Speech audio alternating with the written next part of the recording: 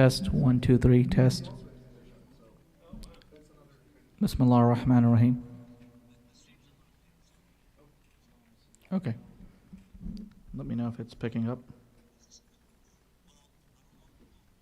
Is it picking up? Okay, perfect. Okay, perfect. Alrighty. Okay, so we're good to go? Okay, thanks.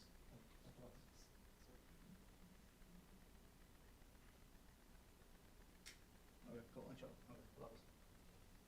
Thank you.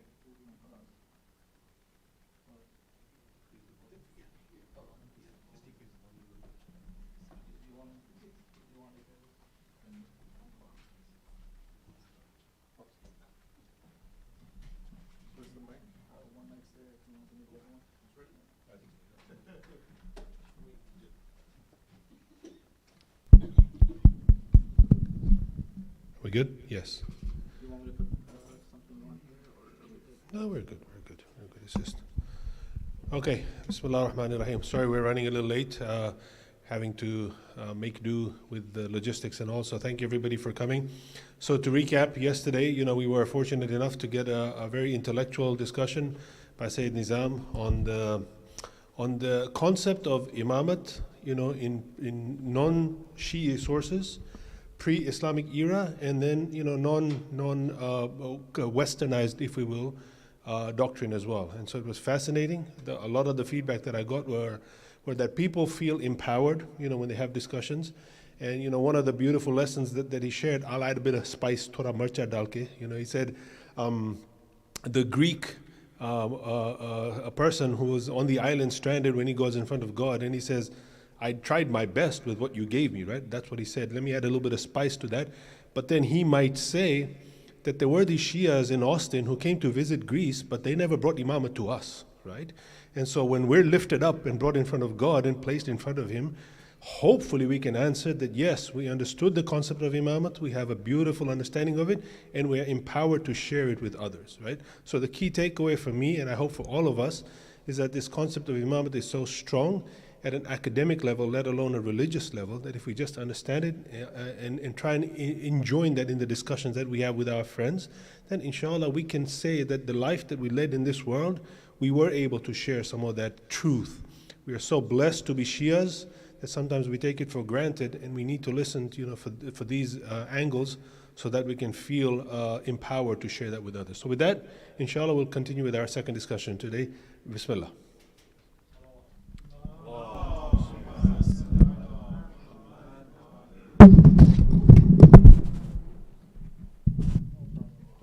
It's okay, no problem. Surely I'm not going to drink 5 bottles of water, so I can. Does anybody? Yeah, of course. If anybody needs one. So, where's my stuff?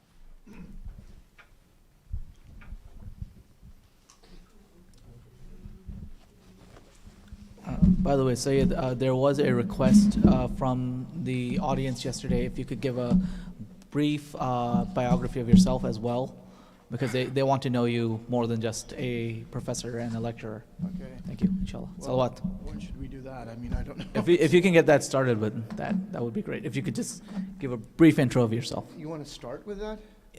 Or whenever you feel it's... All right. I mean, if that's what you want, sure.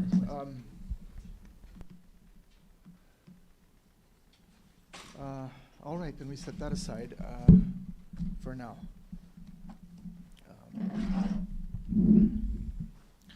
أعوذ بالله السميع العليم من الشيطان اللعين الرجيم بسم الله الرحمن الرحيم الحمد لله رب العالمين والصلاة والسلام على سيدنا محمد وعلى آله الطيبين الطاهرين المعصومين المظلومين الذين أذهب الله عنهم الرجس وطهرهم تطهيرا صل على محمد وآل محمد.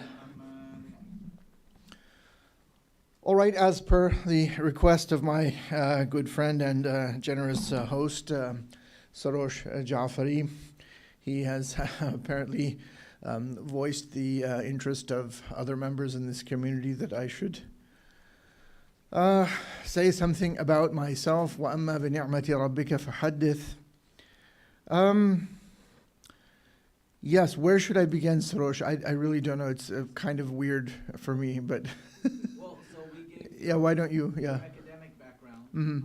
and if you can just tell us what got you interested in academia, I guess, and your interest in Islamic philosophy at large. All right, so my interest in academia. My late father, Sayyed Farid Ahmad, was also an academic. He was a professor of and specialist in anthropology and sociology, and he also was a very, very avid bookworm and reader. And so I grew up in a house where there was always books. And my father had a study and shelves and pens and papers, and he was always doing these kinds of things. And he would go to the university, and even from a very young age, he would encourage me to read as well. And he would ask me questions. Oh, what did you read today? Even on topics which I really was surprised at, because I was originally a kind of a person interested in STEM, what is called STEM now, science, technology, engineering, mathematics. And I remember I was like many maybe young people who get interested in science, especially back in those days. This is a long time ago, in the 1970s. There was a fascination with, physics and science fiction and TV programs like Star Trek, the original Star Trek with Kirk, Spock, and McCoy. William Shatner and Leonard Nimoy and those guys. And so I remember I was really interested in Einstein and the theory of relativity, and I wanted to know what this is about. And you have to remember, this is before the internet. People actually went to libraries. And so my mother would drop me off at the library, and there were no computers existed, but what are now called, what later were called personal computers, and now are just devices, tablets, and none of that was there. So even when you went into the library, you had to look up a book. It was called a card catalog, and there was a subject catalog, an author catalog, and so forth. And this is all pre-1979. So if you wanted a book on Islam, if you looked under Islam, usually there wouldn't be a card. It would be under something called Mohammedanism. And if there was something on Islam, it would say Islam, see Mohammedanism. So I was really interested in learning about the theory of relativity. So I went to the library and I looked under relativity, and I found that there was some dude named Bertrand Russell. I later learned he was a rather important fellow. Had written a book called The ABC of Relativity. So I checked it out and started reading it. I found it rather difficult, and so I was reading it, and then my father asked me, so you've been reading about relativity, what do you think it means? And I said, well, I'm really not sure yet. And these are the kind of conversations that I had growing up. So I always had this idea that I was just going to study, because that's what my father did, and he would read. And so I first really became interested in science and those kind of things. But I read other things as well. When I was quite young, my father also bought me a dictionary, and he encouraged me to actually try and read it. And I was like, well, that's kind of weird. And he said, well, there was this guy named Malcolm X, and he was in prison, and he read the dictionary, and it really improved his language. And so I had this kind of an environment at home, and again, this is a pre-internet era, so they still have magazines, but I don't really know anyone who buys them. They read them online on their tablets and so forth. But in those days, I think my father and my mother together subscribed to probably everything, because I remember we had Time, we had Newsweek, we had U.S. News and World Report, we had National Geographic, Life, and my father also wanted to have sort of a balanced view, so he subscribed. This is at the time of the USSR. There was an actual magazine in English published by the USSR, which was allowed to circulate in America, called Soviet Life. So we used to get that as well. My mother would read Reader's Digest, and I would flip through these. And so look, there's no internet, right? Like now people just get on YouTube and watch whatever if you want to know about the world. So your only window on the world in those days was Life magazine and National Geographic. These are magazines, those of you who don't know, had a lot of pictures in them. And I would go to the library and so forth, and this is how that was my early formation. And so I was, like many children from parents originally from India, I was being pushed in the direction of studying medicine or engineering. And I wasn't that interested. I liked more pure sciences. And then I thought, this doctor thing is, I'm not really interested in that too much. I mean, I liked biology, but not that much. So to make a long story short, I ended up going to Purdue University. We ended up in Indiana, and I ended up going to high school in Indianapolis, and then I went to Purdue University thinking I would study some kind of engineering. Because I was very interested in flight and airplanes and rockets and this kind of thing. So I started studying in that department there. But I was also taking humanities classes for my electives, and I would always read widely about philosophy and religion, and even then, I knew a fair amount about other religions because my father had a very deep interest in comparative religions, and we had a lot of books on it. So I had a very good idea about the basic ideas in Christianity and Judaism and even other religions like Zoroastrianism, and Hinduism, and Buddhism, and I learned a lot from my dad as well. So when I was an undergrad, then I was my interest was waning in those science subjects. And so I thought, and I didn't really like the labs. In engineering, there's a lot of labs. And I didn't really like them, so I thought, I'm just going to change. And I'll just finish in mathematics because I like the math. And in aeronautical engineering, there's a lot more than there is in electrical. You have to do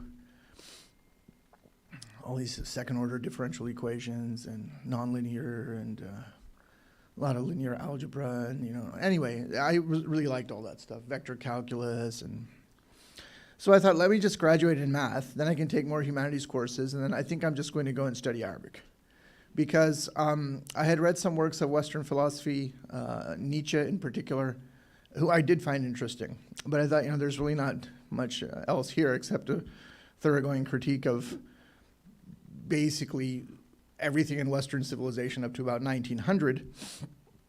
And I became interested in Muslim philosophers, and the only one I could find in English who there was some kind of a translation of was Ibn Sina. And there was this Iranian guy who had started out as a computer scientist, and then went into this field. And he translated a very important book of Ibn Sina that's written in Persian. He only translated the ilahiyat part of it, the metaphysics part of it, which is called the Danishnameh Ala'i. And so this Iranian guy, Parviz Muravij, published that in the Iran Heritage of Iran series, I think back in the 70s or something. It was called the Metaphysica of Avicenna. Avicenna being the Latinized form of Ibn Sina. And so I started reading that. I thought this is pretty profound stuff. And then I started reading some other works. There's a number of books that had been translated into English, published, oddly enough, by some Catholic publishing house called Paulist Press. So there were some very interesting books. One of them was the Fusus al-Hikam, the Bezels of Wisdom by Ibn Arabi. One was the Hikam of Ibn Ata'illah al-Sikandari, the Book of Wisdom, and their aphorisms by Alexandrian Egyptian Shadhili Sufi master. There were the Intimate Conversations, or the Munajat of Abdullah Ansari. That was published together with Ibn Ata''s book. And then there was another book called the Maktubat-e-Sadi, the 100 letters of, again, a Sunni Sufi sheikh from Bihar, Sharafuddin Yahya Maneri. So I read these books and thought, this is very profound stuff. And I was most impressed by the book, The Bezels of Wisdom, Fusus al-Hikam by Ibn Arabi. And so I became really obsessed with this person. And again, this is still pre-internet. And most libraries had a dual system. They had some stuff in a computer database, and the rest of it was card catalog. And I was very curious to know what Ibn Arabi said in Arabic. So I went to something called interlibrary loan in those days. If your library didn't have this book, you could say, I need this book, and they would find it somewhere in America. They had a database.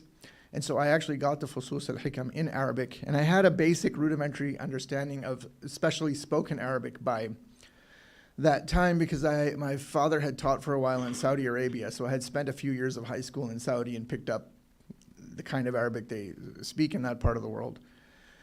And so I got the book, and then I would read what was in English, and I would try and read what was in Arabic without having any sort of basic, but just looking at the words. And I would say, oh, when it says that the absolute in English, it says al-haq here. So it doesn't say Allah, it says al-haq. So that's interesting. Well, that's a very different thing. And then, so this is how it started. And my father had an Arabic English dictionary, which he had bought when I was in elementary school, called the Hans Ver Arabic English Dictionary. And so I went and hunted that down in our shelves, and I started looking up words. And so that sort of convinced me that I needed to learn Arabic. So then I applied to the Department of Near Eastern Studies in Indiana University, Bloomington, which is about an hour and 20 minutes away from West Lafayette, Indiana, where Purdue University is. So then I got into the MA program. They said, yeah, we'll take you, but you have to start at the beginning. I said, okay, fine, but I already know some Arabic. They said, okay, no problem, we'll give you a placement exam.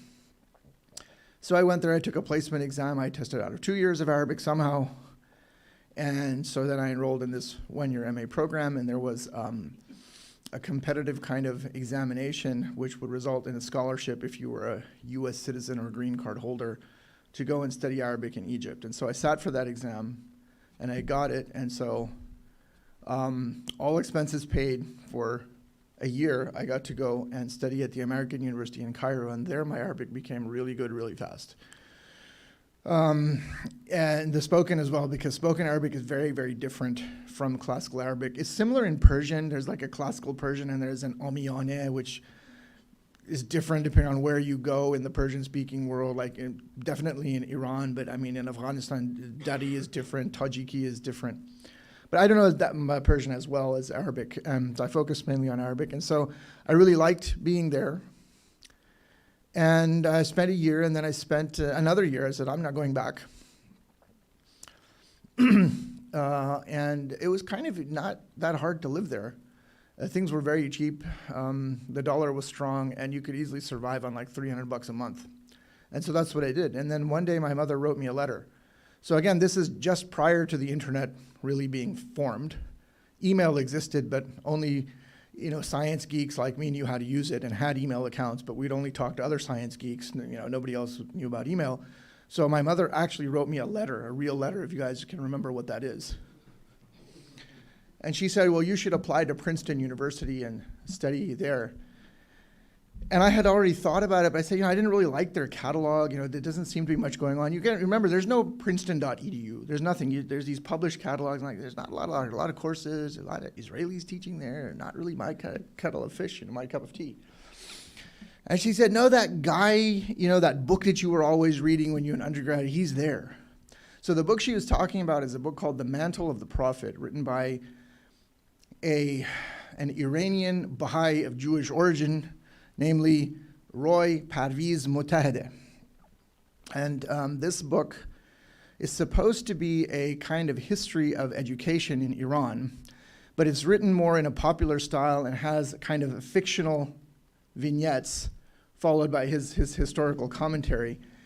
And it really becomes kind of a history of how you get the Hausa in Iran.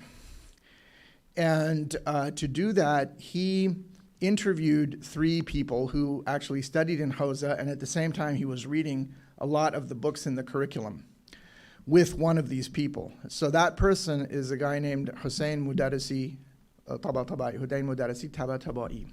He now just goes by Hussein Mudarrisi. He dropped the Tabatabai, but in Iran that's how he's known. And another person he interviewed was the late Sayyid Muhammad Hussein al-Husseini al-Jalali, rahimahullah, and then another person whose name I can't remember, but they're all mentioned in like the acknowledgments at the end. And Mutahedeh was reading a lot of books in that curriculum, and I was fascinated by this book. I had a first edition, hardcover, 1986, New York, Simon & Schuster. And then later when I ended up going to Princeton, Roy Mutahedeh already left Princeton and ended up at Harvard, but he came to give a talk, and then I had him go and so I have an autographed copy. So I went to Princeton wanting to study with Mudarrisi. That ended up happening, and anyway, it took me a long time to finish. A lot of other department things and politics went on, but that's sort of the story. Okay. Anything else about? Yeah. So I arrived in Princeton in 1992, and I didn't finish the year until the year 2000. And just before I finished, my first teaching job was at UT-Austin for a semester. Then I finished. Then I went to teach in Malaysia at the International Islamic International Institute of Islamic Thought and Civilization in Kuala Lumpur. I was there for 3 years. Then I went to American University in Sharjah in the UAE. I was there for 5 years. Then I went to the American University of Cairo in Cairo, Egypt. I was there for about 7 years. Then I came back to the United States in 2015. Then I was unemployed for a month, and I got a job in London working for the Shia Institute. Then that fell apart after a while, and then I just sat at home and did nothing and worked on my YouTube channel. Then, there was some prospects, but COVID happened, so everything was on hold for 2 years, and then I got a job at Florida International University. So that's my whole CV now, okay? So let's get back to the topic, and if you want to ask more stuff like that, we can do that. Look, when we talk about what are the qualifications for the divine guide, it's that he is a divine guide. And so the fundamental thing you have to understand is this notion of isma. And isma is usually translated as infallibility in English, but that's not really a good translation. And isma, or in Persian and languages influenced by Persian like Urdu and Turkish and stuff, they don't say isma, they say ismat.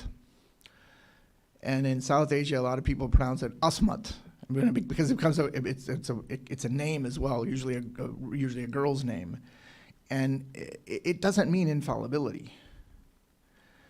The root in Arabic has the meaning of protection. So I think a lot of people have been to the United Arab Emirates. People often pass through Dubai, and you can see that a lot of people there, the men, they have a different kind of a head cover than in places like Saudi or Kuwait, right? They don't have like a black thing holding this cloth in place. They just have a cloth which is somehow wrapped around and held in place, right? So you know what that's called in the Khaliji, in the dialect of the Gulf? It's called isama, because it's a thing that protects your hair, your head, your scalp from the elements, from the dust and the sun and so forth. So isma has the meaning of protection. So the imam, or the person who has isma, is protected. It doesn't mean that they are incapable of doing something wrong, meaning it doesn't mean that the imam does not have the capacity to sin. So many people have a popular misconception that, the imam, he can't commit a sin. He can't make a mistake. And, we make mistakes all the time. But that's not really an accurate and full understanding of the state of the imam, or the state or condition of isma. So the imam has the capacity. You have to understand what it means by capacity. It means he is qadir. He could commit a sin, but he won't. So similarly, all of us have the capacity to do what is right or to do what is wrong. And most of us, the overwhelming majority of Muslims and human beings in general, will not do, even though they have the capacity, some extremely evil acts, right? So even though, and I'm just giving an extreme example, so don't misunderstand me, if you handed anyone here a gun, they have the capacity to pull the trigger and shoot another human being, and God forbid that they would do that. But the capacity is there. But no one really, as we say, in their right mind, no one in this room, the vast majority of people wouldn't even think about doing that. Yes, crimes and evil things happen. Okay, that's another discussion. But generally speaking, people wouldn't even think of doing that. Okay, but most people, let's look at the other way. So, murder is obviously a kabira, a gunah kabira. It's min al-kaba'ir. It's an enormity. It's a grave sin, right? But there's all sorts of sagha'ir, or minor sins. And this is a relative scale. Great and extremely pious people would say that no sin is small in the sight of God. May Allah grant us all such a station. But the vast majority of people commit all sorts of, shall we say, minor sins. And there the situation is opposite. They don't even think of not doing it. So the Imam has, just like the person who would not even think of murdering an innocent person, and you ask them, why? Well, no, it's wrong. There's all sorts of ramifications to that. There's all sorts of, we would say in Arabic, awaqib al-umur. And so the Imam is given a knowledge whereby he, in the case of Fatima Zahra, she, understands, alayhi salam, understands the ultimate results and fruits and ramifications of that action, so they wouldn't even think of doing it. So that's how you have to understand this doctrine of isma. So it's not that the Imam is incapable or doesn't have the capacity. Again, just to sum it up, the Imam or the Ma'soom individual, so it's not just the Imam, it includes prophets, right? Anyone who has isma, prophets, Imams, etc., excuse me, has the capacity, but they won't do it because they have, to use a Quranic phrase, seen the proof of their Lord. It's just like when it's about in the story of Yusuf alayhi salam, he doesn't commit the act in question because he has seen the proof of his Lord. He knows that this is wrong for X, Y, Z reasons and what would happen and the results, the fruits of that action. So it's important to understand that. So that's the first thing I would put forward for your consideration. Also, the Shia tradition in particular is an extremely learned and erudite one. We have, I think, one of the richest intellectual traditions in the history of mankind. I mean, Islam in general, Shia, Sunni, and the full range. If you look at the intellectual heritage that exists just in manuscript, handwritten books, because before printing was introduced late in the Islamic world for many historical reasons, and so we had the age of the hand-produced book. There are so many manuscripts there that I don't have an exact figure, but the order of magnitude, by order of magnitude I mean like tens, hundreds, thousands, it's in the millions. A conservative estimate around the world would probably be about 2 million from the earliest, just little pages and leaves of the Quran and very old papyrus fragments that have been found all the way up until the early 20th century, because in many places people still would just write books by hand. That's vast, extremely vast. But unfortunately, there is in the Shia community, coming back to our own community, unfortunately, now in this age, there's very little emphasis on learning or study. People focus only on the ritual dimension, which in South Asia is, called azadari. The tradition of attending majalis. And I don't want to be misunderstood. I'm not against azadari. We were having this conversation today with my friend Sarosh. So I'm not against azadari at all. It has to be seen in perspective and in the right proportion. Azadari really should be a ritual mourning. There can be some sort of a topic, and then there is the ritual mourning aspect, but that is what should be paramount. So it's not really a platform for education. And I think that a lot of people want to make it a platform for education, or think it is, and you have more and more of these kind of lectures which are majalis, which are less ritual mourning, and a lot of people are just sort of, okay, when is this going to be over so we can do the matam? And that is often the case, and it's, sometimes it depends on the speaker, honestly, the lecture, the topic, many factors. But my point is that that's really not an avenue for education and learning, and this is something which both the people of the minbar, whether they're actual ulama or they're just khutaba and wa'adh, have to understand, as well as the people who are on the other side of the room who are listening to those talks. So I think we need to encourage more kind of educational initiatives in our community, and we need to read. Now, part of the problem is that Most of the Shia tradition remains in the original language of Arabic, and there's a lot of things in Persian, there's a lot of things in Urdu. But if you don't know those languages, and that's the position of most people now, who at least who live in the United States, and the rest of the Anglophone world, the UK, Australia, I don't know, are there Shia in New Zealand? I don't know. But you understand the Anglophone world, English-speaking world, so they don't have access to this. So there is a tremendous need for people to learn Arabic. We need to encourage people who have the aptitude and are inclined in that direction to pursue those kind of linguistic studies, and they need support. Everybody can't be a doctor and an engineer. Oh, you South Asian parents.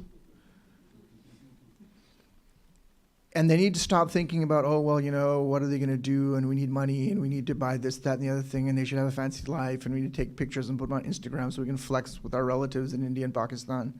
That's an unfortunate reality. Rizq comes from Allah.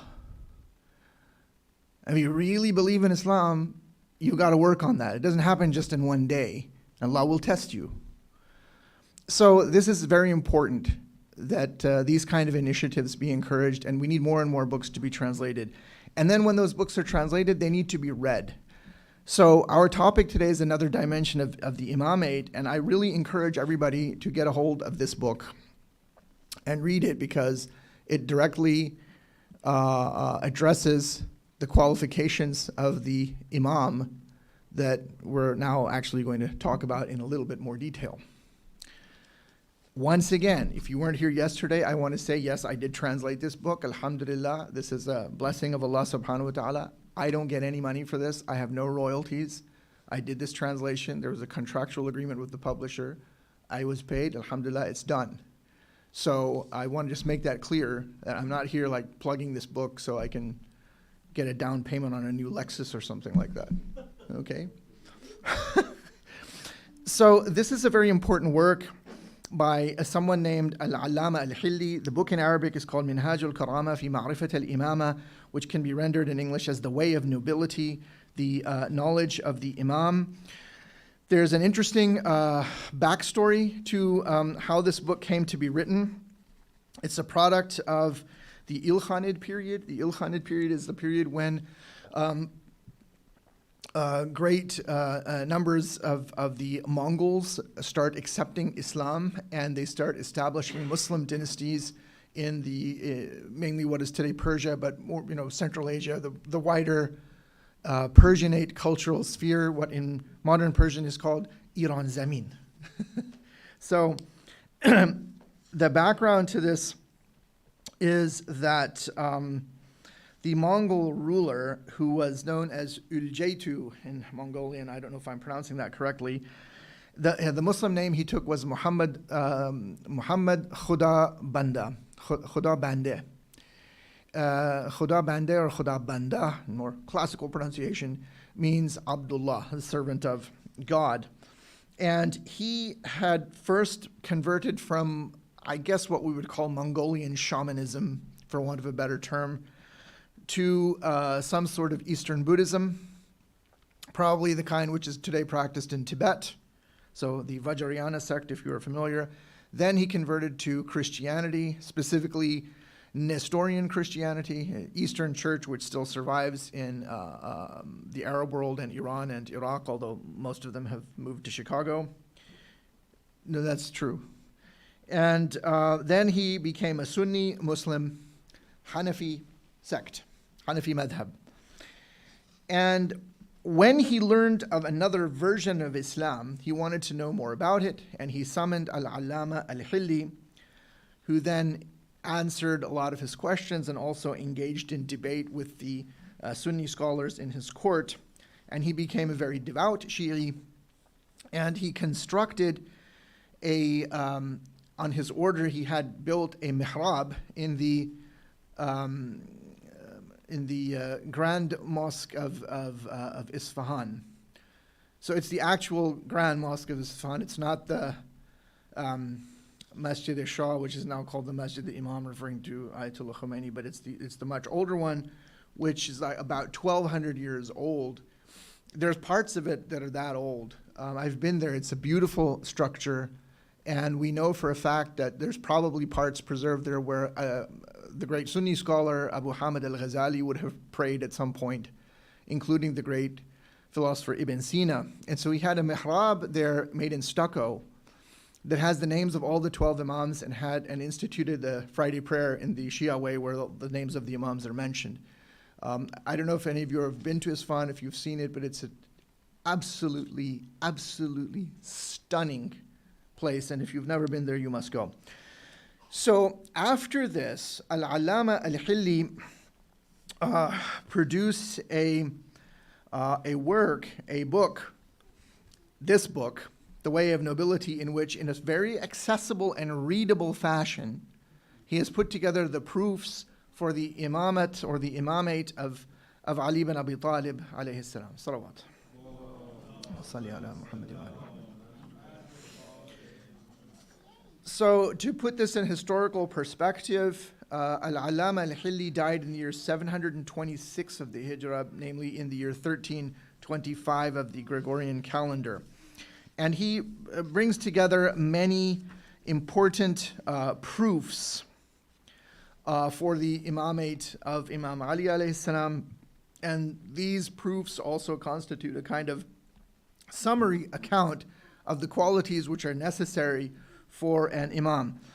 He, interestingly enough, spends a huge amount of time constructing arguments on the basis of quotations from the Quran. Now, I want to go into some detail here. So, in the third section of this book, after a brief presentation of arguments based entirely on reason, so he begins with reason, this kind of reason, the discursive one, that we talked about yesterday. And then he introduces another series of arguments. In fact, there are 40 different proofs, all based on the Quran. All based on the Quran. And it's interesting in this regard that he quotes from a lot of Sunni tafsirs. Now, if you know about Islamic studies, you will find out that today, the tafsir which is most referred to by Sunnis, all Sunnis, Salafis, you name it, if we're talking about what's called in Arabic a tafsir bil ma'thur, meaning tafsir on the basis of hadiths. And that's the tafsir of a Sunni scholar named Muhammad ibn Jarir al-Tabari, who died in the year 310 of the Hijrah. Now, Muhammad ibn Jarir al-Tabari was a Sunni, but he was a very learned man. He had a huge tafsir on the Quran, as I've already said. He had a universal history or chronology of the world. And he also was so educated in jurisprudence that he had his own madhab. It was called the Jariri madhab, but it does not survive. And he has a book on law. It's a short book, but it doesn't survive in complete. It's incomplete as it's come down to us. But simply to point out that he's an extremely learned man. Well, it turns out that the tafsir of al-Tabari did not always have this kind of a reputation. And in fact, when Al-Allama Al-Hilli was working, when he flourished, there was another tafsir, which is heavily quoted by him in this book. And that is the tafsir of Al-Tha'labi. Now, the tafsir of Al-Tha'labi is very interesting because he's a Sunni, but it has a huge amount, and I cannot emphasize how much, a huge amount of pro-Ahlul Bayt, hadiths, riwayat, all from Sunni sources. A huge amount. And it's the kind of stuff that you hear in our majalis, which, so there are other sources that quote, but as a tafsir, this is an extremely rich text. And that's the real reason it's never been properly published in the modern world. Now, there is an edition of it floating around, but it's not a good one. And there is a Lebanese scholar. My understanding is he is a secular individual, but he is a Lebanese I don't know if he's from Sunni background or Shia background, but he's Lebanese. His name is Walid Saleh, and he teaches at the University of Toronto. And he did an entire study on the Tha'labi and his tafsir. And he also points this out, that there's this huge amount of Ahlul Bayt material there. And I remember, I was always interested in this book. And when I read Walid's work, I found out that this tafsir exists in several manuscripts, but two of the most important, one is in Istanbul and one is in Medina. And getting the one in Medina is almost impossible given the people who are occupying Medina. But the Arab League, back in the 60s or 70s, went to Medina and many other places and microfilmed it. And so I got a copy of it because the headquarters of the Arab League Office of Center for Manuscripts is in Cairo. So I got a hold of that, and I got the manuscript from Istanbul, and I used it when doing this book. So when he refers to that, I go through the manuscripts and I find it, and I show where those hadiths are quoted from. So this is really astonishing. And you all know, like in Ramadan, we recite, in Ramzan there's many people recite the dua of Abu Hamza Thumali. Well, Abu Hamza Thumali had a tafsir. It doesn't survive, but it's quoted by a Tha'labi. There's some very interesting hadiths there. So there were many works written by Sunnis that had a huge amount of evidence, and I'm not going to go through, one by one. These are all the things that we've all heard since, you've all heard since you were children. The hadith of Ghadir Khum, the hadith of the bird, the hadith of, zakat and giving the ring when he's in the state of ruku, and all of these things. But they're very widely attested. And this is something that a lot of Sunnis don't realize or know, and it's not something that they want to talk about now.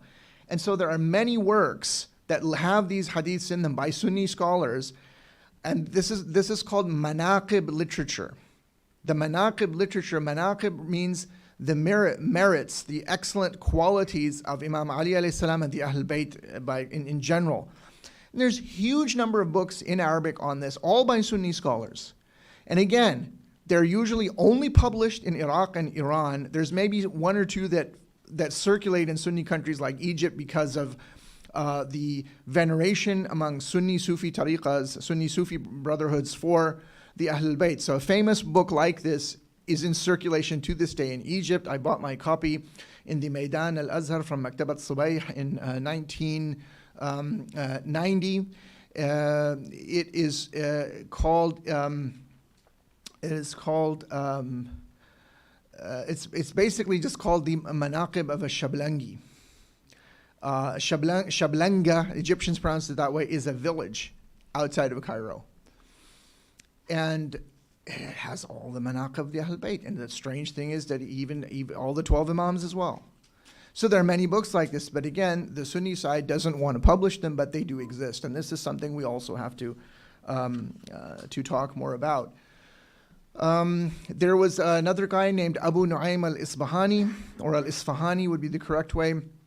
He also had an entire book devoted to the ayat which were revealed about Imam Ali alayhi salam and the Ahlul Bayt. And that book also was lost. But Al-Allama al-Hilli quotes from it. And the book in its original form does not exist, but the contemporary Shia scholar, now deceased, may Allah have mercy on him, Muhammad Baqir al-Mahmudi, collected all of the different quotations and published it as a book. So I used that here as well to reference this work. So there is there's a huge amount of literature that's out there that really has to be studied and translated and collated and put together. So that's a little bit of background on the tradition of learning and erudition in Shia Islam, which I think just doesn't get much attention. And yes, it is somewhat specialized, but I think that because we come from a tradition of learning and knowledge, we also need to raise the bar, and we all need to sort of learn and educate ourselves. And I'm the first to accept this. Knowledge is an ocean without shore. I've been doing this for I don't know how many years now, but it never ends. And I think that more and more people need to do that kind of thing. And you shouldn't say that, well, I'm too old and I don't have time. Make time. If if something is really worthwhile, people make time for it. And anyhow, so this doctrine of isma is extremely important, right? We also talked about this notion of a sacred bloodline yesterday. Notions of a kind of royal sacred dynasty as well, in terms of a sacred bloodline. But there is another dimension, and that is something which I think also needs to be emphasized, given that there are currents in the Shia community that are now trying to portray the Imams as having just been ordinary people. And this is most unfortunate. The Imams were not merely ulama, abrar, atqiya. They were not merely pious, righteous scholars. There's plenty of pious, righteous scholars walking around today. And our Sunni Muslim brethren would say that people like Muhammad ibn Idris al-Shafi'i was a pious, righteous scholar. So then what's the difference between Muhammad ibn Idris al-Shafi'i and Imam Ja'far ibn Muhammad al-Sadiq?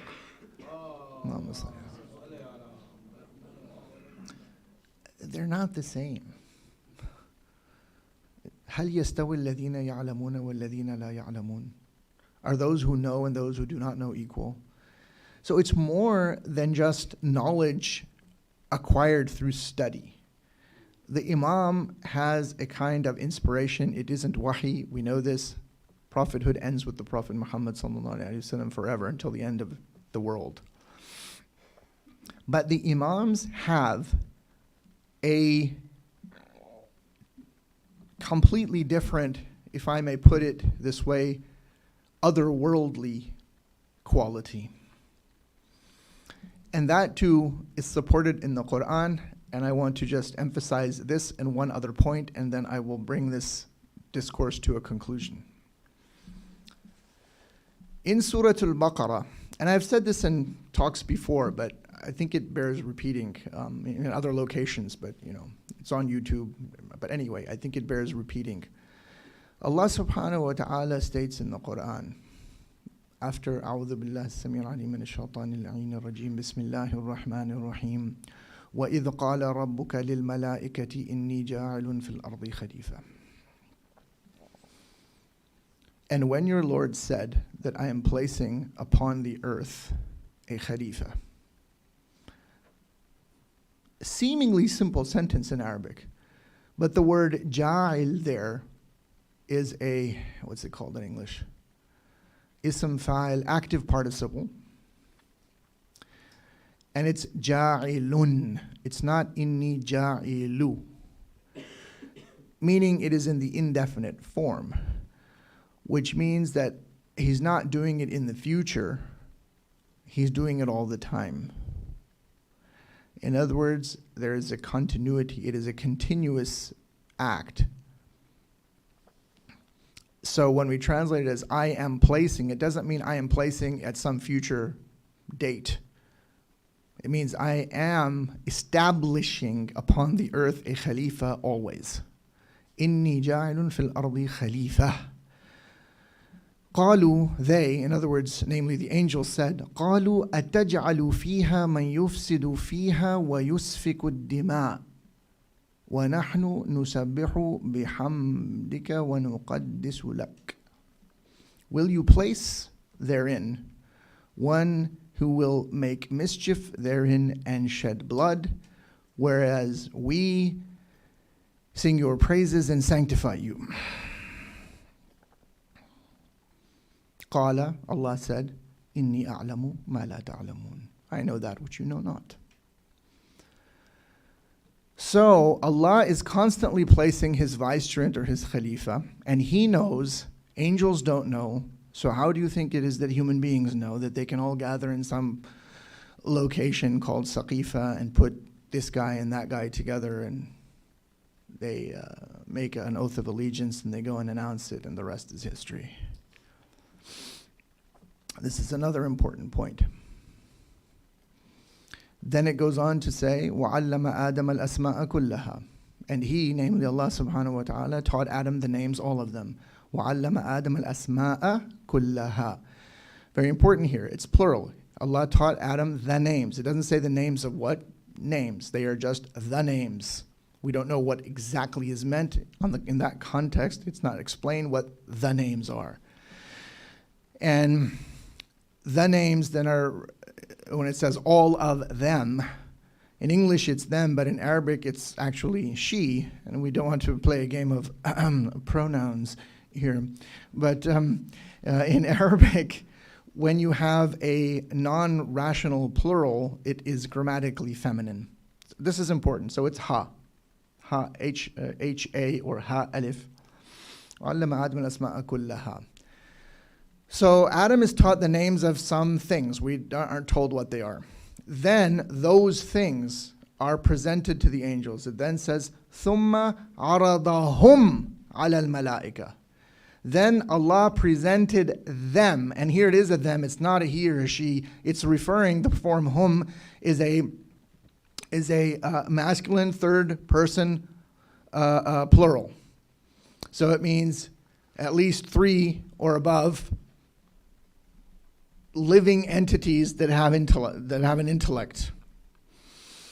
And they could be male and there could be female as well because of the nature of the grammar. So again, this is just Arabic grammar. We don't want to get into feminism and all of these modern deviations. But if in Arabic grammar, if you actually have 300 women and one man in the group, you would still address them as hum rather than hunna. Take the guy away, take the man away, then it becomes hunna. Antunna, antum, etc. So the point is, and there are hadiths in our tradition that indicate that these were the pre-existent lights of the Ahlul Bayt. Alayhim as-salatu was-salam. Allahumma salli ala Muhammad wa ali Muhammad. So there is a pre-existent luminous reality to the Ma'sumin. And this is affirmed in many hadiths, and it's affirmed also in many of the texts which we recite, which occur in important books of hadith, and which almost every Shia Muslim has in the form of Mafatih al-Jinan. So, for example, Az-Ziyara al-Jami' al-Kabira. And there are many hadiths in our tradition that talk about the light of the Imams and the light of Imam Ali. Now, the odd thing is that there are traditions, hadiths of this kind in the Sunni world, and in Sunni sources as well, but most of the Sunni world either doesn't know about them anymore, or because of the power and ascendancy of the Salafi school due to petrodollars from the usual culprits, has resulted in the corruption of what used to be sort of a mainstream Sunni doctrine and now is only found among traditional Sufi types. And it's very interesting. In the course of my research, I was working on another person who's in the generation, he's just before Al-Alama al-Hilli, and his name is Radiyuddin ibn Tawus. And he wrote another important book proven on the Imamate, but I don't want to get into too much details where I want to finish this up. And so in this book, he also quotes a lot of Sunni hadiths. And in one place, he quotes from Ahmad ibn Hanbal. And he says, this is a hadith in the Musnad of Ahmad ibn Hanbal. So, the Sunnis have a bunch of books of hadith, As-Sihah Sitta, 6 books. So there's Bukhari and Muslim and Sunan Abi Dawud and Sunan al-Nasa'i and Sunan al-Tirmidhi and Ibn Majah. And some people put ad-Darimi there. And then there's also the Muwatta of Imam Malik, as he is known. And there's this really, really huge book called the Musnad of Ahmad ibn Hanbal, the eponymous founder of the Hanbali school of jurisprudence and probably one of the most fanatical schools in Islamic history. And he also was quite a muta'assib fellow. So it's very interesting, and the Musnad is a huge book. So you have to understand how hadith books are organized. If it's called a Musnad, it's organized according to the person who narrated it. So if you go to the Musnad of Ahmad ibn Hanbal, mashallah, there's a big Abu Hurairah section, mashallah, there's a Bibi Aisha section, and all the great names are there. And he quotes this hadith, and he says, and this is narrated by Salman al-Farisi. And he said, Sami'atu Habibi Rasulullah. I heard my beloved, the Messenger of Allah, say, خُلِقْتُ أَنَا وَعَلِي مِن نُورٍ وَاحِدَةٍ. He says, myself and Ali were created from one light. And then later we separated in the world, it goes on to say. Now, if you look for that hadith in the Musnad of Ahmad ibn Hanbal, and I tried, and it's a big book, I did not find it. And I had a friend of mine go through and look, it's not there. There are different editions of the Musnad of Ahmad ibn Hanbal. You can go through all of them, you won't find it. So that means that Radiyuddin ibn Tawus, who dies around 630 of the Hijrah, and he had a huge library. There's a whole book on his library. His library was destroyed after the destruction of Baghdad by the Mongols, but he made a catalog of it, and the catalog survived. And it has been intimately studied, this catalog, and a whole book in English has been published on it called A Medieval Muslim Scholar at Work. And the person who wrote it is an Israeli professor at the Hebrew University of Jerusalem who is also a consultant to the intelligence services of that criminal entity. And he's a specialist on Shiism. So these guys are really doing their work. So Ibn Tawus was a very thorough scholar. And it turns out that Ahmad ibn Hanbal wrote another book called Fadail al-Sahaba, The Merits of the Companions. And the odd thing is that it's like a 600-page book, and almost more than 2/3 of it is about Imam Ali alayhi salam. And you will find this exact hadith in that book. I don't think, however, that Ibn Tawus made a mistake and quoted the wrong book. I think that the Musnad of Ahmad, like other works, has been manipulated, has been tampered with, either purposely, obviously tampering means purposely, or because of the vicissitudes of fate and history, manuscripts have been, pages have worn away and things like this have happened. So whatever the case may be. So that's there, and you'll find many hadiths like this in the Sunni tradition that indicate. I'll give you one more. There is a hadith narrated by Jabir ibn Abdullah al-Ansari, who is a highly respected companion among the Sunnis, but he's one of ours, but still. And in that hadith, the Prophet ﷺ says to Jabir, he says, أَوَّلُ شَيْءٍ خُلِقْ نُورُ نَبِيِّكَ يَا Jabir. The first thing to be created was the light of your Prophet, O Jabir. Now, this hadith you will also not find in the Sunni sources, but Sufis quote it all the time in their Sufi writings. If you do research on this and try to find out the source of it, you will find that the Sufis who do quote the source, they quote a book called the Musannaf of Abd al-Razzaq al-San'ani, who was a Yemenite scholar, teacher of Bukhari and Muslim, super important guy. And the interesting thing is that towards the end of his life, his reputation was ruined because he started talking about the bad things that certain companions of the Prophet did, and he was accused of Shiism. So, the Musannaf of Abd al-Razzaq al-San'ani exists, it is published, it's in 12 volumes. But if you go there, and it was edited by an Indian Sunni scholar named Habib al-Rahman al-A'zami. Habib al-Rahman Azmi. Now, if you go and you look there, you won't find it. Now, the reason is because it only exists, it has only survived in one handwritten copy, which is now in the Sulaimaniya library in the Murad Mullah collection. And Habib al-Rahman al-Azmi says so. This is it. And he also tells you that it is missing lots of pages. So my point is that this doctrine of the luminous reality of the Imams is thoroughly well-grounded in the texts, both Sunni and Shi'i. And that again points to the fact that the Imam is not an ordinary person. Arguments can be made on the basis of the Quran as well. My final point that I want to make. We have all heard the hadith of the Harunic or Aaronic station, Hadith al-Manzila, in which the Prophet ﷺ says to Imam Ali that he indicates, the meaning of the hadith is that he indicates that the relation or the station or the rank of Imam Ali relative to that of the Prophet ﷺ is that of Aaron to Moses or Harun to Musa, salamullahi alayhima. Now, that hadith, again, I could cite many, many sources. It's not a disputed hadith in the Sunni tradition. It's just like another one. Yeah, cool, we love Ali. That's it. But I think that neither Sunni nor Shi'i scholars have given sufficient attention to this hadith. And I thought about it for a very, very long time over, I wasn't spending every day, but it's the kind of a thing that sticks in your mind, and every now and then you think, what's really going on here? And I came to a very interesting conclusion. So what does this special status entail?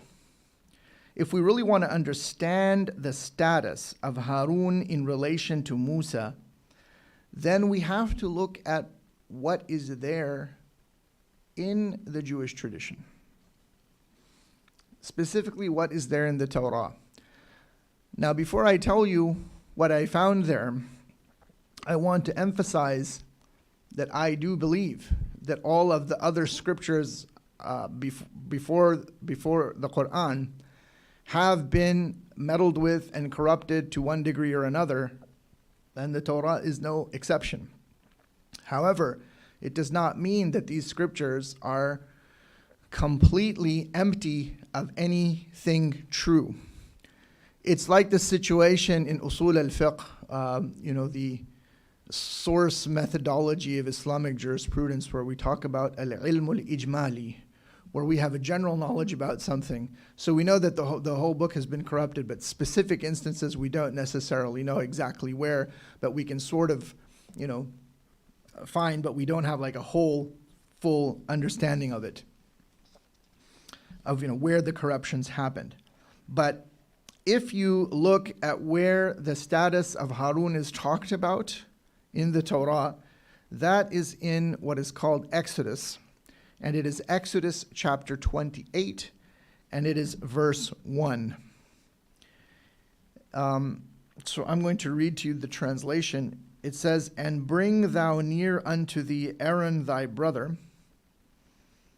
The English is kind of old. He just says, bring Aaron your brother, he's saying to Moses, and his sons with him from among the children of Israel, from Bani Israel, that they may minister unto me.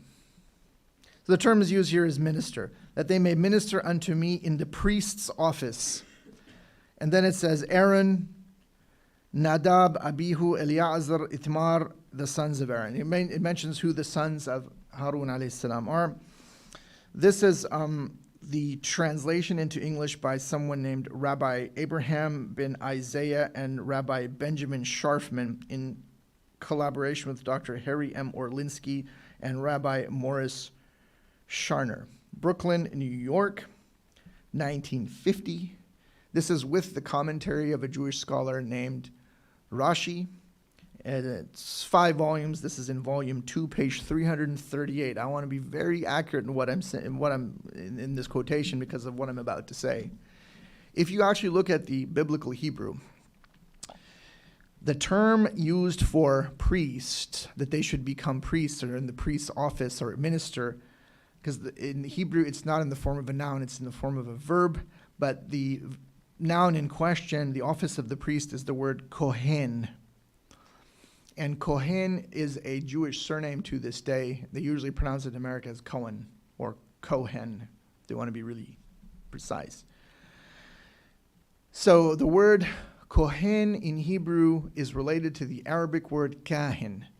The word kahin in Arabic referred to a kind of a fortune teller before Islam. But in Hebrew it refers to a priest. And that priest is different from a rabbi. A rabbi is something that happens after the destruction of the temple. If you were here yesterday, we talked about this and the red heifers and all this stuff. So the office of the priest is no more because there is no longer any Jewish temple. But just bear with me. If you consult the Encyclopedia Judaica, it says, Aaron undoubtedly held an outstanding position of leadership as may be determined by the fact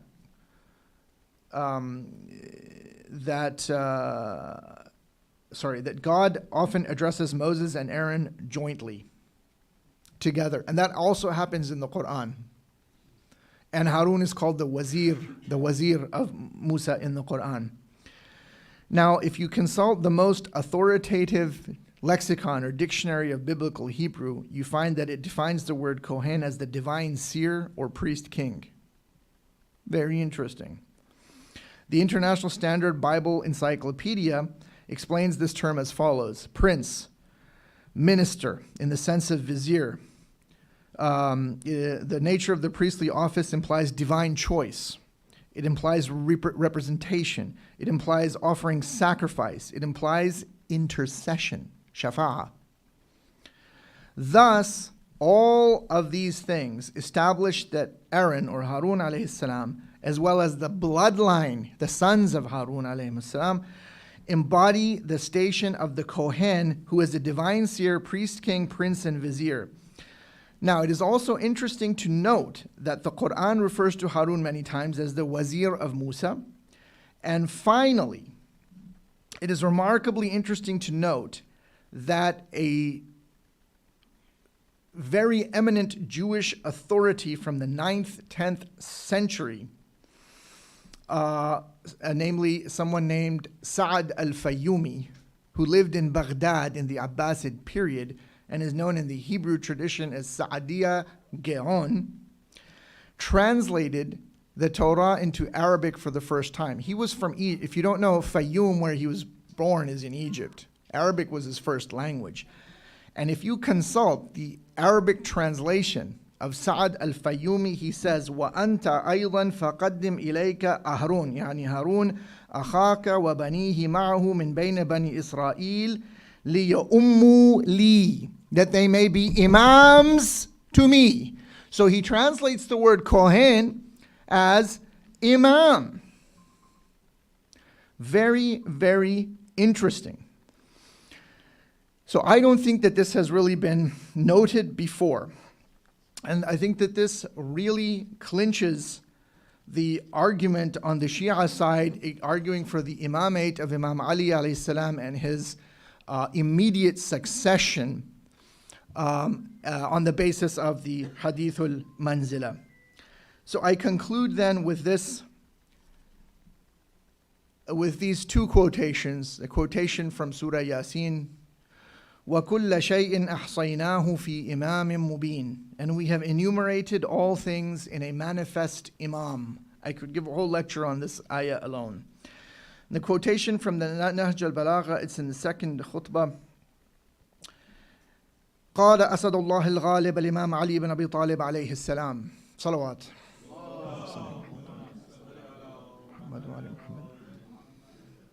لا يقاس بآل محمد صلى الله عليه وآله وسلم من هذه الأمة أحد ولا يسوى بهم من جرت عليهم نعمهم هم أساس الدين وعماد اليقين. The ever victorious Lion of Allah, the Imam Ali bin Abi Talib alayhi salam, said, no one from this ummah may be compared with the household of Muhammad sallallahu alayhi wa alayhi, nor can anyone who is a beneficiary of their blessings ever be held equal to them, for they are the very foundation of religion as such and the very pillars of direct spiritual vision. After these words of Imam Ali alayhi salam, there is nothing more that can or should be said. Allahumma salli ala Muhammad wa ali Muhammad.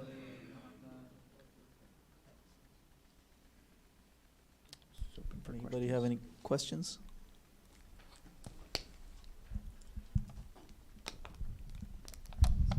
So coming back to the where we started is just how do we recognize the Imam? I mean, of course, there are signs that you would have, but how do you recognize that somebody has Isma? Because I think some part of Isma is esoteric, may not be visible. So right. How do we do that?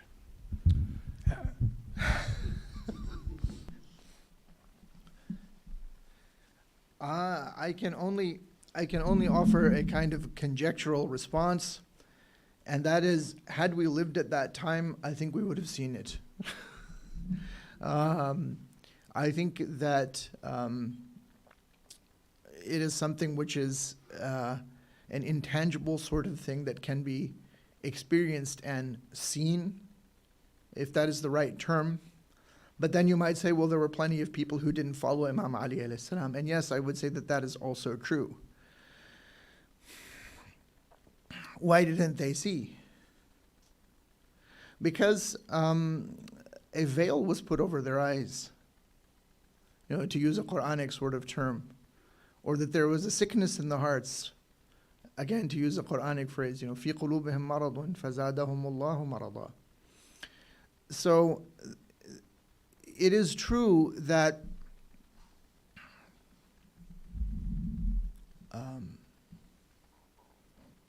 that things of the spiritual domain, the what we may call in very sort of hi-fi English, numinous realities, numinous, N-U-M-I-N-O-U-S, they can be perceived, but they can only be perceived by individuals whose inner eye has been opened. And there are plenty of, for example, in the modern world, of people whose inner eye is not only closed, but has been so badly afflicted that it is blind. Hence the widespread atheism, skepticism, and materialism which has engulfed the world.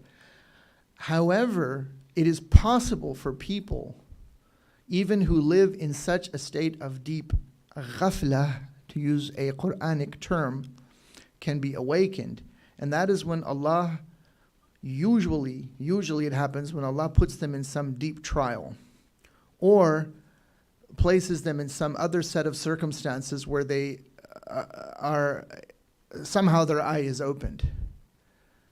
And I think it's very interesting in terms of the Gen Z people right now. I can't obviously verify the veracity of all of these clips on TikTok, but there are plenty of people who are seeing the truly inspiring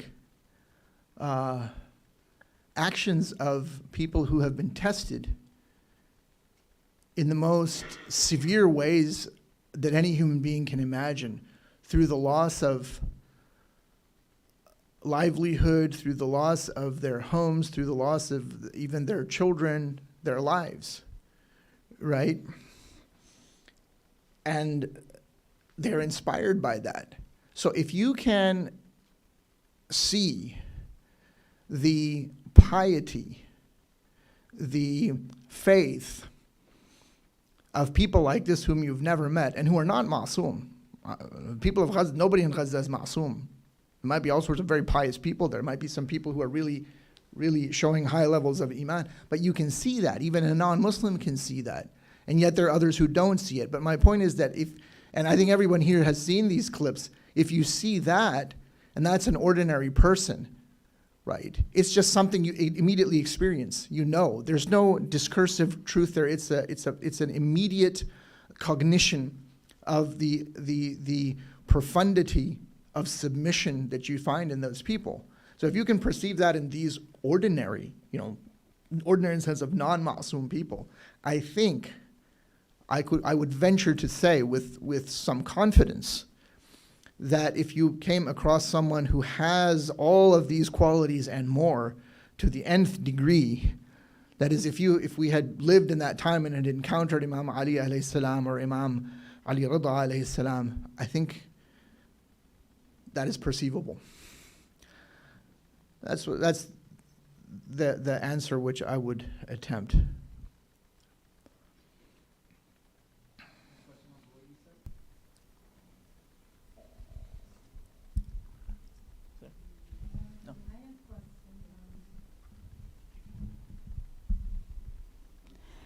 I have question about Ibn Arabi.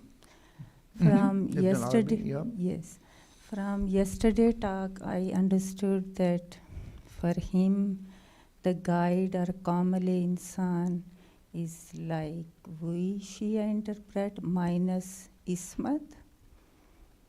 Is what minus ismat? I didn't hear the first part. The idea of kamil insan Yes. or a guide Guide, yes. is similar to Mulla Sadra minus ismat. Is that right? Okay, that's a very good question. And I will have follow-up question. Oh, no problem. It's interesting that in Muhyiddin ibn al-Arabi and Sufis who preceded him, the idea of isma is not absent. They have some kind of a notion of isma, but it's not a doctrine like we have in Shia Islam.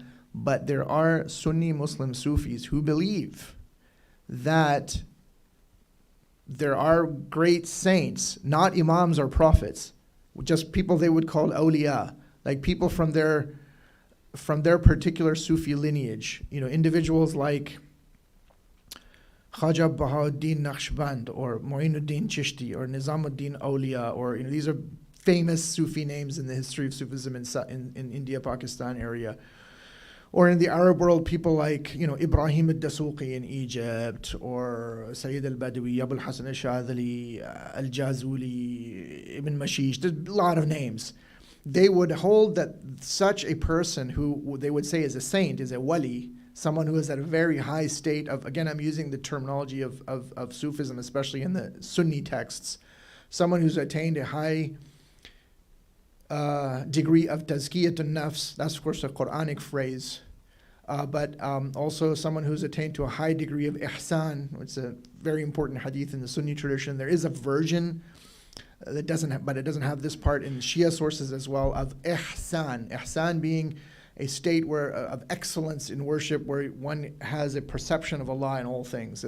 The statement in the Sunni hadith is that excellence in worship, or ihsan, is أن تعبد الله كأنك تراه فإن لم يكن تراه فإنه يراك, meaning that you worship Allah as though you see Him, and if you cannot see Him, then know that He sees you. So they think that a person who attains to a high degree of this is a wali, and wali sometimes is translated as friend and as different, or saint, but it really has the notion of proximity or closeness to God. So if someone gets to that point, then Allah actually gives them a certain degree of isma according to these guys. But there it's not the same as what I was arguing. That meaning that God actually prevents them and saves them from getting into situations where they would be tempted to do something wrong.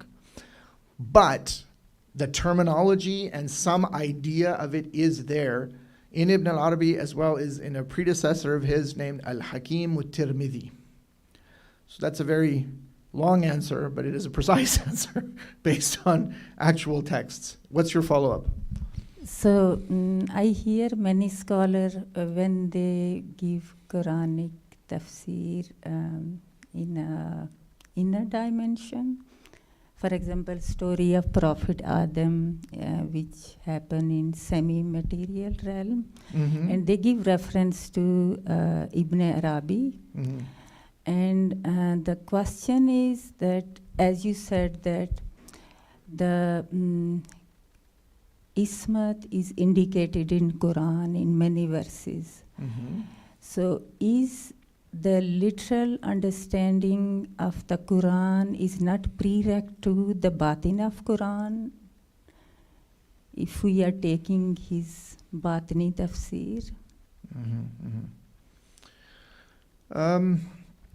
This is an area, this is a question from the area of tafsir, in which I wouldn't say that I have a great deal of expertise.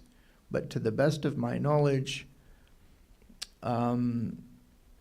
there is such a thing as ta'wil, or the inner sort of interpretation, but it should not violate the outward meaning as well. And there are people who are also of the view, especially in our tradition, that the inner meaning is truly and fully only known to the imams. So it's a kind of area on which there is some disagreement. And to really be honest with you, I don't know enough about it to give you a better answer than that. I'm sorry. Okay, thank you. I've got a question for you. So, Oh, yeah, okay. it just dawned on me right now. So the question is about the ghulla. But the preface that I want to give you is, we've talked a lot about, so if we think of just us in general, right, we're trying to walk the path, the middle path, the right path. And we've talked a lot about how those that are on this side that are either in denial or unaware of the middle path to kind of bridge the gap. But there's a lot now we see of the extreme in Shiaism, the reverse of the anthropomorphic, right? Instead of bringing God down to man level, they start elevating Imam to God's level. What are your thoughts about that? Well, you've asked a very general question, and I think perhaps you don't want to be more specific, so I'll also be general. The Imam is in no way God, and he does not have divine powers.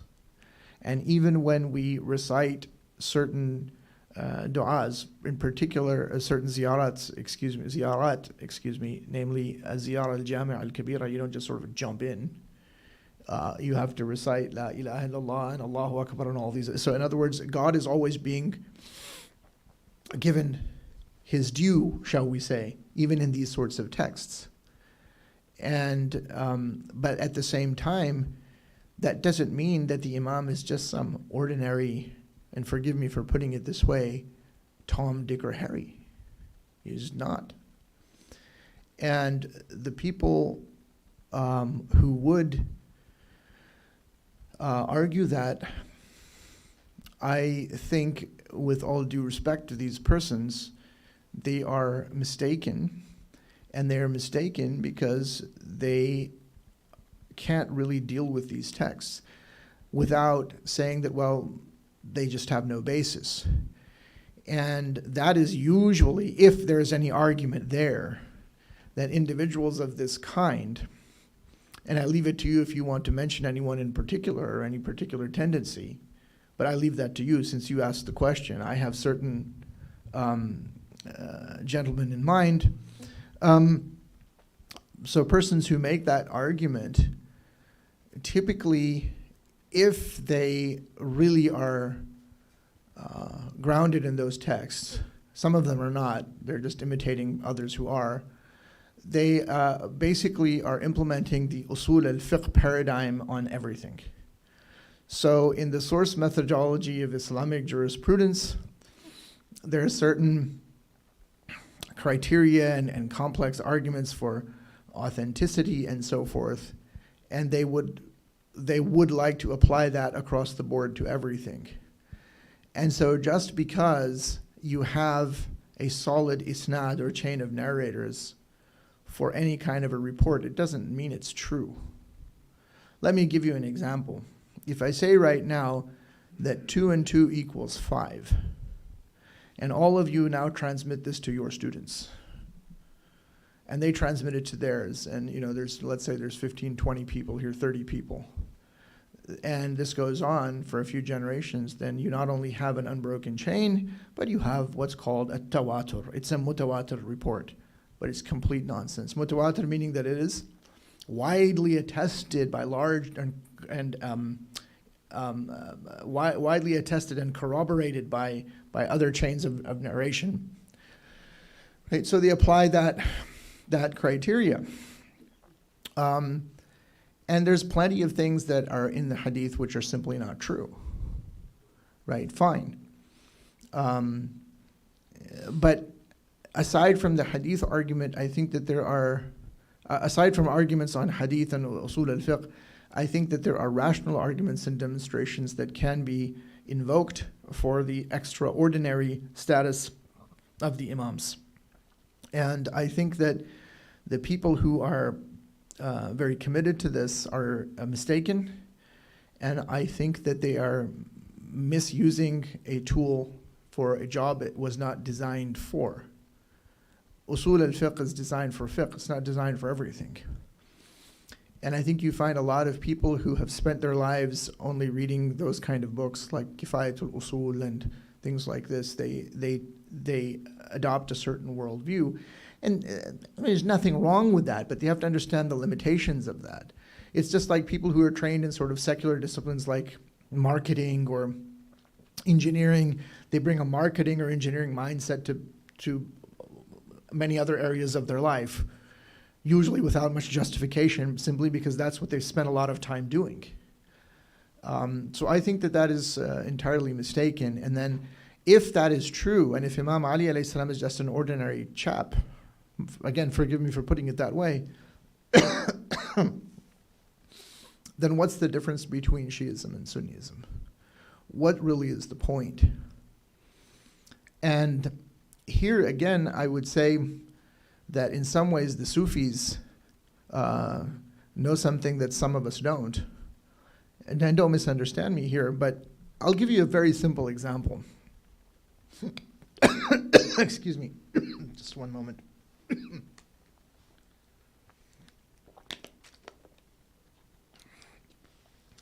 So there are individuals in our community who question the validity, the authenticity, and the efficacy of something called Nada Ali or Nada Ali. Bismillahir Rahmanir Rahim. Nadi Aliyan madhara al-ajaibi tajidu aunan laka fi an-nawaibi kulla hammin wa ghammin sayanjali bi wilayatika ya Ali, ya Ali, ya Ali. There are variations of this. But there are people in our community who have of late questioned this. Some of them have written articles about it in Arabic. Some of them have given lectures on very prominent platforms on whatever topic, but in which they have broached this topic as well and spoken against it. Once again, I think that they are mistaken. At any rate, this recitation, this text, this devotional poem is one of tremendous veneration in South Asia, in India and Pakistan. And you will find that there are Sunni Sufis who recite this with great zeal and devotion.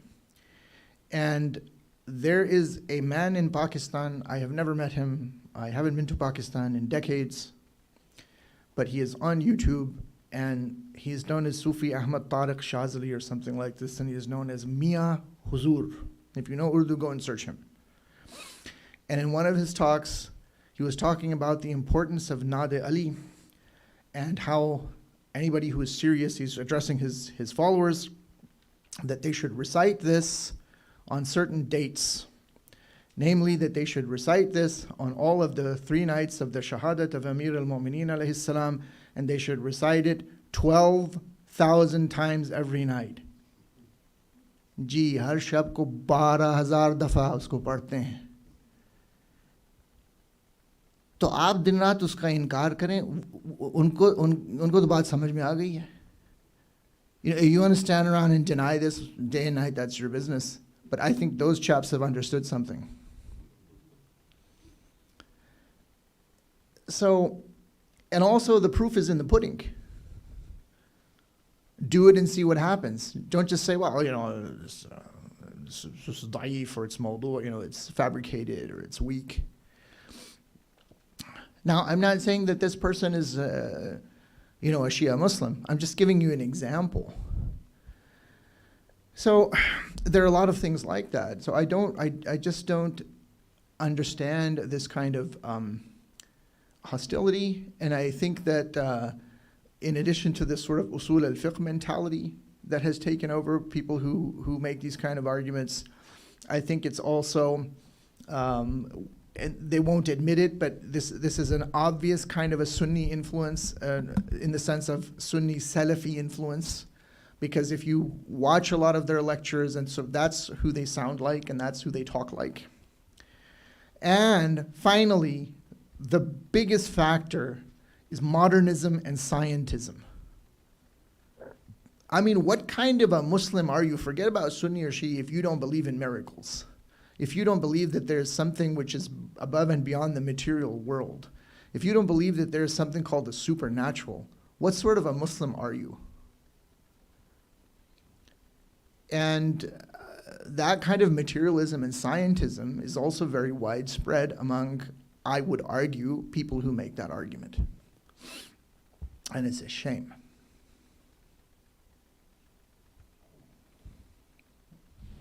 Any questions on the sister side?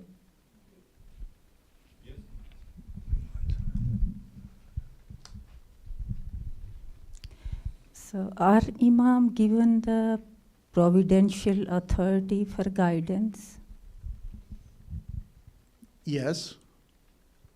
That's the definition of the Imam. He is a divine guide. He has providential authority to guide people.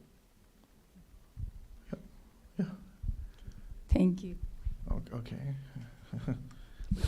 Any more questions? I had a question, and it's actually sort of related to a work you have written titled Imamat by any other name would be so sweet. Yeah, that's a paper I wrote about Ibn Arabi, yeah. And in there, and it is regarding Ibn Arabi. I have heard from other ulama that Ibn Arabi claimed to have met Imam al-Zaman.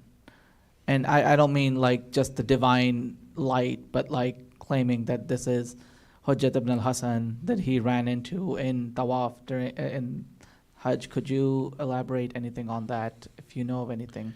Yeah, he doesn't refer to him by that name, but he refers to him as a kind of a primordial youth in which the entire Quran is somehow inscribed in that person's physical somatic matrix, their physical body, their physical presence.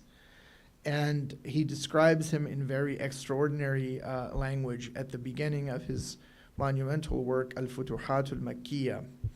And so that is the argument that's made. I make that argument as well, but at the same time, I recognize that it's an argument, but it is a dialectical one, and it is not an apodictic proof. I recognize that it's jadal, it isn't really a burhan. I think that and sometimes that's what happens. So, the premises that would go into the argument are not certain. That's why it's not a really solid demonstrative proof. And so that's where a certain element comes in, where you sort of have to balance the probabilities and think, well, I am inclined to that view. So I don't say with a complete surety, but I think that is highly likely, in as much as the reality of the Imam is something very great and very profound, and it can be manifested in different ways. In as much as the Imam is both al-Mahdi, meaning that he is directly guided, and when he comes, he doesn't have to refer to any law books, he doesn't have to refer to anything, right? And he is also al-Qa'im, meaning that he must rise up with the full authority to exert coercive force. In other words, the sword. He is al-Qa'im, but at the same time he is al-Hujjah, and he is al-Hujjah all the time, even before the rising of the Imam and coming forth with the sword. And in that sense, he can be experienced by any believer, given the right conditions. And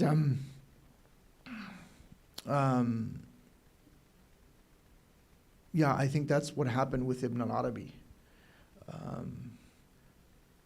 So that's my view.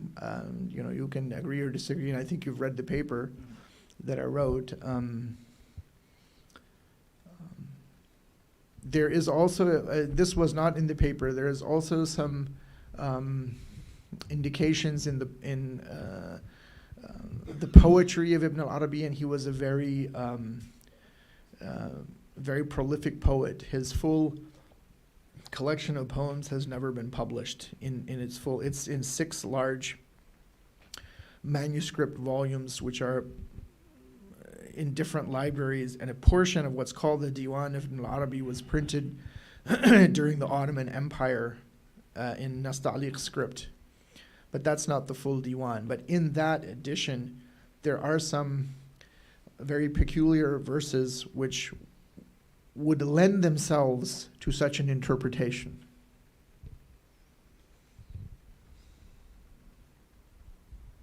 Anyone else have any questions?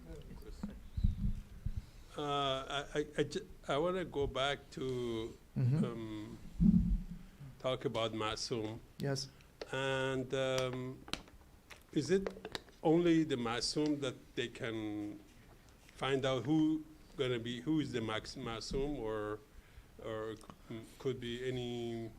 No, it's only the Ma'soom who knows who the next. It's only the Imam who is Ma'soom who knows who the next Imam will be. Is that was your question? Yeah, that was, yeah. Yeah. Because it's by nas. Nas meaning that it's by an explicit designation. And that designation isn't the Imam's individual whim. It is divine, under divine command and order. So it's only the Imam who could know that. From the birth, they know who the next Ma'soom, or who's going to be the next Imam, or how does it work? I don't know. To really know, you would have to be Ma'soom, but I Yeah. would think that that when they need to appoint the successor, they would be given that knowledge. Oh, okay. Yeah. Yeah.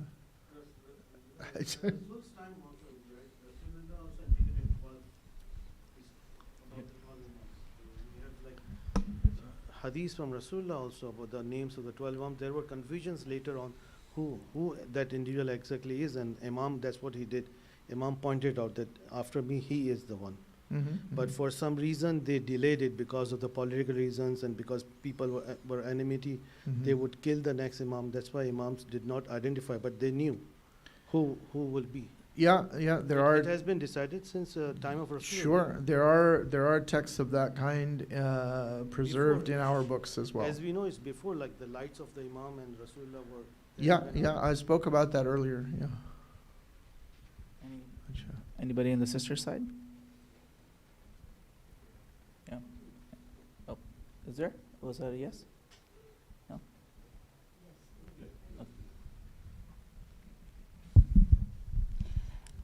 When you translate nasb into English, pure blood, When I is it translate nas into English? nasb into English as a pure blood? Nasab. No, I'm talking about lineage. Yeah, the term nasab, nun, sin, ba, refers to lineage, biological lineage, Yes. ancestry. So is this definition strictly philosophical, or it's science or genetic have some role to play in that also? It's not philosophy, it's not genetics, it's etymology. That's what the word means. You mean action base, divine action base?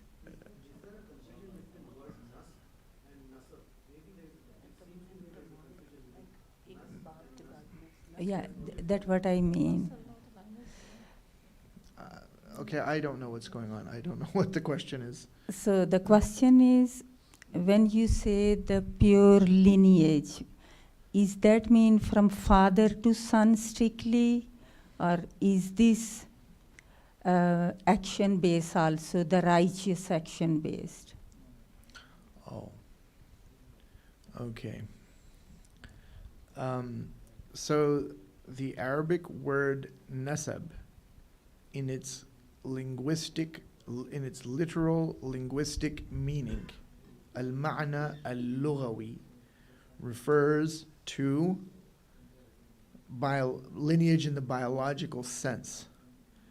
And what I spoke about yesterday, that there are other notions such as hasab, and in Arabic they often use the words together, speaking of hasab and nasab, and in other Islamic languages they do that because that's the rhetorical style, and the words have the same ending letters, so they have a rhyming quality. But it's not just for literary effect. So hasab means these kind of qualities. And there are many, which means you can enumerate them, you can count them, you can make a list, noble qualities. And the ancient Arabs were of the view, it was their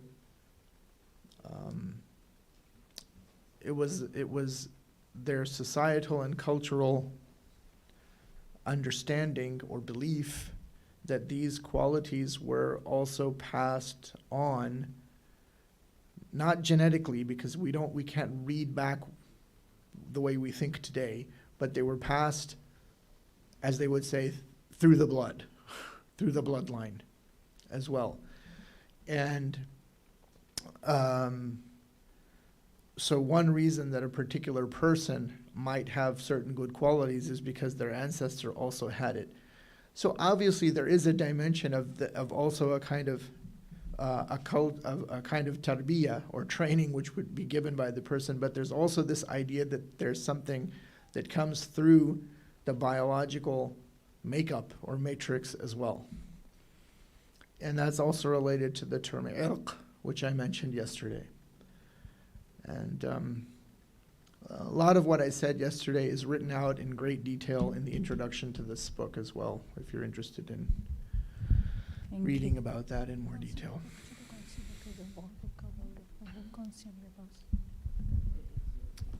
Thank you. Any more questions? Okay. Yeah, I'd like to, well, in Iran, there are a lot of Imamzadeh, like Muslims. And Yes. Yeah, so what do you think about them? I mean, what is it people go there and pray and... Let them go. What's the problem? Let them go. You know, the Imam Zadeh means, you know, someone who's a descendant of an Imam, but himself is not an Imam, so they don't have the quality of Isma. But the vast majority of these people were extremely pious individuals, and they have many accounts of karamat and of being mustajab with da'wat, and, you know, that their du'as were answered, and they truly served the people. And they had a kind of, you know, the correct term in Islamic spiritual language is they had a kind of taskhirul khalq which Allah gave them, meaning that they had a kind of power of a sort of charismatic energy, so that many people just loved them and flocked to them, and they served them and they prayed for them and they did things for them on a spiritual level and on a non-spiritual level. I mean, you don't just get that kind of popularity, and it's an amazing thing because it continues after they die. So I think I don't see any issue. I don't even know why you're asking the question. Is it maybe because in Iran is this become a debate now? I don't know. I haven't been to Iran since 2004, so I have no idea. Well, no, I mean, in general, I know, like, some people really believe in them, and, you know, some people don't, and That's fine. Some, you know, let the people who are, I don't see any issue. There are individuals like this and there are tombs all around the Muslim world, and most of them are not Imamzadehs in that sense. They're just saintly, pious individuals. You know, Jalaluddin Rumi is not an Imamzadah, but if you go to Konya in Turkey, you'll always find a line, and it's astonishing, because officially that place is a museum, and you have to buy a ticket. And they buy a ticket, and they're not going there for tourism. They're going there to pray and to do tawassul and all sorts of this kind of stuff. And you will find that all over the Muslim world. There isn't, well, maybe there is. I don't know of any location or any country where you don't find this phenomenon of the veneration of awliya.